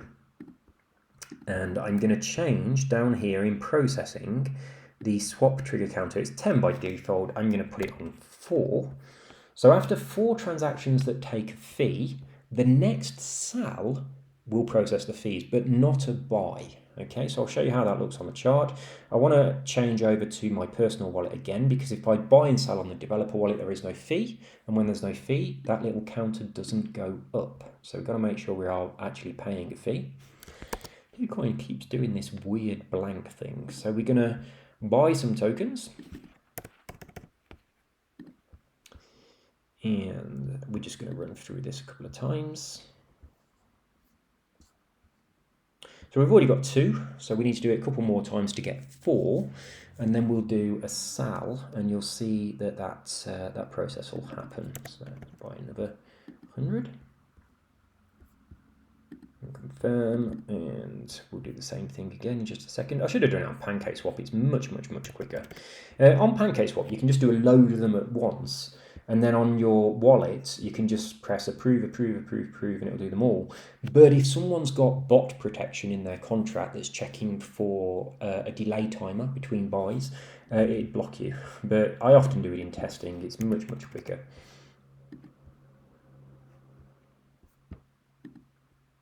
I think that's 5, isn't it? So 1, 2, 3, 4. This one coming through is 5. So we're way over the limit.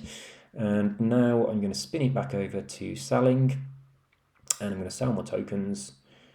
Let's get the maximum in there. BitCoin does this so often lately. It's really weird. There it goes again. I have no idea why that happens. So we're going to pop our tokens back in. So we're going to sell them all. And when this happens, my sell will trigger the contract to process the fees. And then the contract will sell some tokens to get BNB to pay for the marketing. So we're going to see that happen in the same block. It will look like 2 sales in the same block, in the same transaction hash. So that's going to pop up in just a second. There we go. So you can see exactly the same second. And this here, 0x2112, that's the beginning of the transaction hash ID. It's not a wallet address, which a lot of people think it is. And if we have a look at this, you'll see a lot of stuff happening. So it made some BUSD and it sent it to our dividend distributor token contract, ready to send it out to all of our holders. And it also made some KKLP tokens. Now, when I mentioned these earlier, look, they were minted from the 0 address by PancakeSwap. This is my wallet. I deployed Gallant from that wallet, and when they updated BSC, it renamed my wallet. So they made some of those tokens and they sent them to my wallet. So these are accumulating in my wallet. And if I get too many, it's going to cause some problems because obviously I'm going to get that warning on PooCoin. It's still there at the moment, so we haven't locked our LP tokens. They also made some CakeLP tokens and sent them to this address. Now, a lot of people are suspicious of this, but that's just PancakeSwap's address where they take their fee for using their services. So that's all that's going on. And then there's some movement of tokens around because I bought and sold. After a bit of time, if you refresh this page, you get some more information up here. And this shows you all the things moving around. So you have, I had tokens, I sold the tokens, so they moved, I just need to plug my computer in. I sold the tokens, so they moved over to my PancakeSwap address. That was transferred into wrapped BNB, which was then changed to BNB. So a few things happen. A lot of changes need to happen. We also exchanged some tokens for BUSD, and we moved those over to the dividend contract. So there's a lot of stuff going on in here. And if we had a lot of holders, you would also see BUSD actually being given to some holders. We kind of have a set amount of gas and we distribute BUSD to holders in a list until we run out of gas and we can't do any more.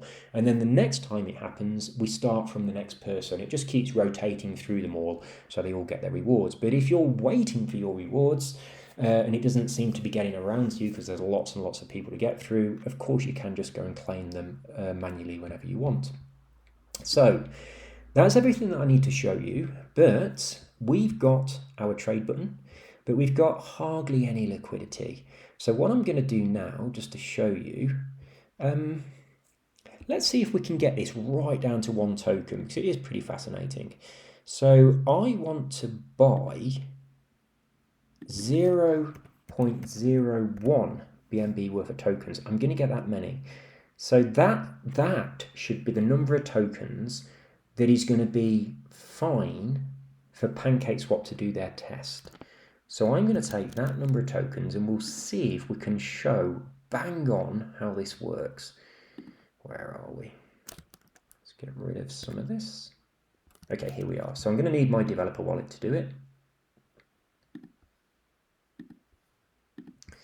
And we're in our contracts, we're on our right contract page, and what we're going to do is contract setup, wallet limits, and I'm going to put this in for both of them. So we're allowing it to buy that many tokens. We'll write this. That's the maximum transaction. And we'll just close this up and we'll refresh the page, and we might lose our trade button. Yes, we have. We've lost our trade button because PooCoin can't buy and sell 0.1% of supply.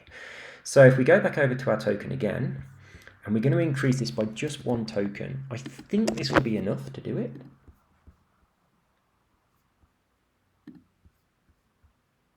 And we might get our trade button back. There we go, we've got a trade button back. Isn't that amazing? So one token difference, they can do their test and you get a trade button. But if they can't buy the number of tokens that are worth 0.01 BNB, they think you're a scammer. So that's really, really interesting to see. Now, I discovered this when I was deploying the original iPay contract. The iPay that's out now is not my code. Someone else is doing the project now, but I was the original developer. And I'd done some code in there, which Marty asked me to do in order to control the way that people sold tokens.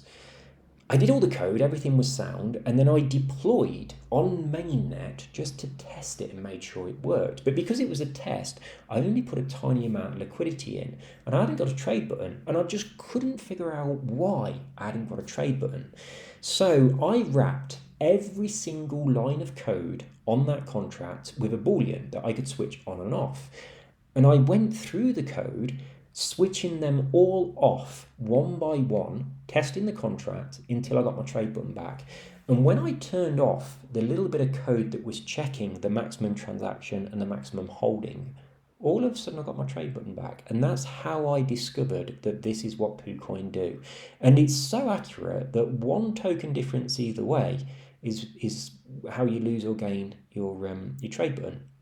Now, if we went over to the honeypot.io tool on Telegram, you would find that this contract will flag as a honeypot because they do the same thing that PooCoin has just done, but they test for 0.1 BNB, which is crazy. So if you've only got 1 BNB in your supply, they need to buy and sell 10% of your tokens. Otherwise, they think your contract is a honeypot. So at the moment, this is a honeypot. And this is just one of the reasons why you absolutely need a minimum of 1 BNB. Now, you can buy and sell. It's not really a honeypot, but the honeypot tool will flag it as one. And obviously, that's gonna mean that people won't want to buy your contract. Places like Token Sniffer, they use the honeypot tool to evaluate your token. So at the moment, this token will have a terrible score on Token Sniffer, and a lot of people use that. And it's all down to having low liquidity and 0.1 BNB worth of tokens being more tokens than we're allowing people to buy and sell. That's what causes it. Now, obviously, we don't want to fix this by having a 10% transaction limit and holding limit, because we don't want anyone to hold that many tokens. So normally when a contract launches, if it's got any less than 10 BNB in the initial liquidity, and if the initial transaction limits or holding limits are 1% or less, then you're going to be flagged as a honeypot. Almost all contracts are on fair launches. But when people start buying your token, it goes up in price. So usually within the first 30 minutes or so, your token's gone up so much in price that now on the honeypot.io tool, they can buy the number of tokens that you would get for 0.1 BNB without hitting your transaction limits. And at that point, your contract no longer flags as a honeypot on that tool. But I've got to say, I think it's terrible. It's kind of, they say definitely a honeypot, run the fuck away. That's really out of order, simply because they're trying to buy and sell 0.1 BNB and your contract has a restriction that stops this. People can buy and sell less than that, and that's quite a bit of money. A lot of people buy a tiny amount of tokens. I think they should update the tool. I also think over here on PooCoin, I think this is a little bit restrictive as well, but it's certainly a lot fairer than honeypot.io. So we've seen the contract do everything it does. We've had a look at the extra functions, and we are good to go. The only thing that I didn't show you that is something that you have to do is lock in your tokens on DX or PinkSale. So I'm going to do mine on DX, dx.app. We're going to pop on over there and I'll show you how you do this. It's nice and easy. I'm not going to actually do it. I'm just going to show you. I love the new DX. I think they're doing a really good job here. I quite like these guys. So we're going to go to the DX apps page and you go to DX lock. And you want to go to lock LP, which is this one right here.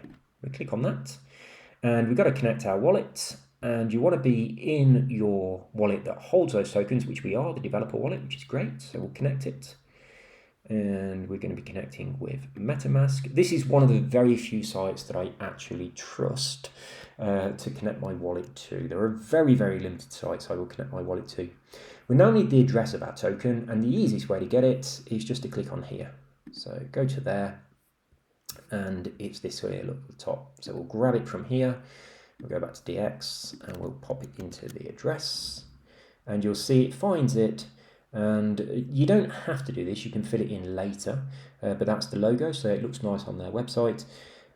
Well, you used to be able to fill it in later, and it had something in here that told you that. So who knows, maybe they're telling you now it has to be there. So it tells us how many tokens we've got. We want to lock them all, so you just drag this to the end. You have to make sure you put your date in here. You want to go 6 months into the future, so just bang forward however amount of time, like that. You can set the time as well.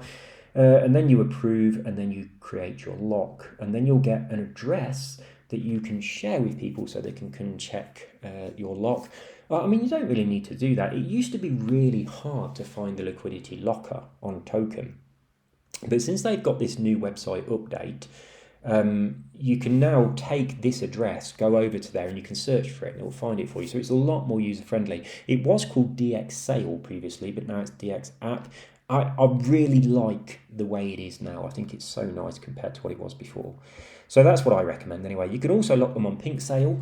When My Liquidity Locker is ready, you can lock them in My Locker. And the wonderful advantage of locking them in My Locker is that you can also have your automatic liquidity go in there as well, so you don't have to worry about it, you don't have to pay any more money. So I'm not going to lock these because that was just a demo. The money that I've put into the liquidity is from the Gen marketing wallet, so I've got to take it back out and put it back in there, but obviously I just wanted to show you, so I'm not going to do that. So if you have any questions at all, then they're probably answered on the Tokens by Gen website itself, right at the bottom. So scroll all the way down once it's loaded. The website isn't this badly optimized, it's just my terrible internet. So you scroll all the way down to the bottom here and we've got a bunch of questions. These questions you're looking at here aren't actually up to date because I've made a new version of them that I'll be uploading shortly, but I want this video to be on the new version of the page so you can't see it. So at the moment, this is the one that's live on the internet. We have the reflections and the no reflections token. So the one that I showed you earlier isn't actually public yet, but it will be when I've got this video. And then you'll have the standard, the reflections, and the BUSD rewards option, which I showed you at the beginning. So yeah, a few things have changed, but on the updated version, we do have an updated FAQ based on adding the new token. If you have a question, please check here first. Also, underneath the little button that you've pressed to make your token is a PDF guide. The one for this token, I've not created it yet, but I will do, and it will be up there by the time that you're creating your token. Inside there, it goes through everything step by step, so you can do that as an alternative to this video. It also goes through all of the additional functions, and it covers things in there as well, questions that you might have. There is just one thing that you might come across that could be an issue for you on your contract. When you've made your contract and you come over here to have a look at it, I'm not sure if I mentioned this, I don't think I did, but you might not see all this stuff. You might just see a little yellow box that says contract ABI cannot be found. Same here and same here. Rather than seeing all this, you just see a little yellow box. If that happens to you, there isn't anything I can do or anything you can do to make this appear other than wait. Sometimes it takes a couple of days. You just got to come back and refresh the page and have a look at it later. I think I did mention this because I also mentioned the thing about adding your liquidity and it not finding your token. It's quite a similar situation. So if your questions are not answered here and they're not answered in the PDF guide, then by all means pop on over to the GenTokens community Telegram group. You can get there by clicking on this button and ask in the main group. You don't have to ask me personally. There are plenty of incredibly helpful and very intelligent people in that group that can answer your questions. If the person that speaks to you is not an admin, bear in mind that could be anybody, so really only listen. I mean, most of the people in there are really genuine people, but obviously I can't stop scammers from joining the group. But if they are an admin, they've got something after their name. We've got T-Boy in there, so we've also got Crypto Detective. But if there's anything after their name in there, or owner, that would be me, then those people you can absolutely trust what they're telling you, and they understand how all these things work as well. So do ask in the main group rather than sending me a message directly, because usually someone else can answer your question before I see it, so you get your answer a lot quicker.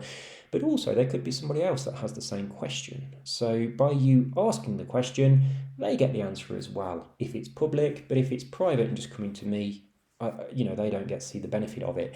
And of course, I am extremely busy. So I do spend far too much time just answering my direct messages. The direct messages is. Said it again. Right, that's me done.